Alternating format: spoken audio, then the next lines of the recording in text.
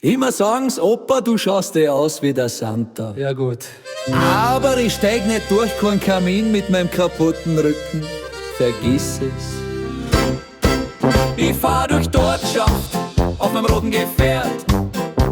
Mein Bart ein bisschen schief, aber mein Herz ist echt wert. Die Kinder schreien Santa und winken mich her. Ich grins bloß und sag, ja mei, ich bin halt ein wenig schwer. Hab keine Spielsach in meinem Sack halt drin. Bloß lauter Weisheiten aus dem Bad und aus dem Küchenschrank drin. Ich bin nicht der Santa, wie ihr es kennt vom Film. Ich geb nicht, was ihr wollt, ich geb, was ich richtig find. Heut kommt der Santa auf Seniorenart. Keine Hightech-Schenke, aber viel Herz und Schmarrn. Willst ein neues Handy? Ja, ganz eine liebe Idee.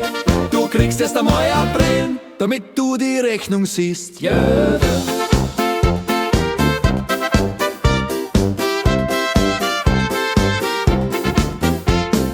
Teenager wollt Sneaker, ganz modern und fein. Ich hab ihm Sandalen gegeben, die 10 brauchen Luftwurm, das muss so sein. Der Oma hab ich ein Mixer in die Hand druckt, ganz keck. Ab heut mach Smoothies gut für deine Knochen, check. Die Leute sind's verwirrt, doch ich bleib ganz cool. Wenn's dort bist, machst das, wie du's halt magst.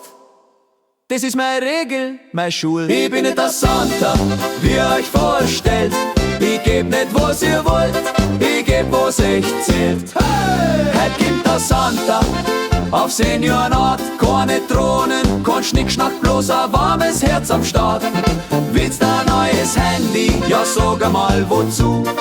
Du kriegst eine Lupe, damit du die Bedienung lesen tust. Frohe Weihnacht, Leute. Ich tat euch ja alles schenken, aber ich weiß nimmer, wohin ich den Krempel gelegt hab. Mein Gedächtnis ist schneller in Rente als ich. Weihnachten heut auf Opa sein Ort. Wenig Technik, aber viel Herz am Start. Wenn ich was find, kriegt sie es vielleicht noch heut. Und wenn nicht, seid froh, ich hätt's falsch einpackt. Hey!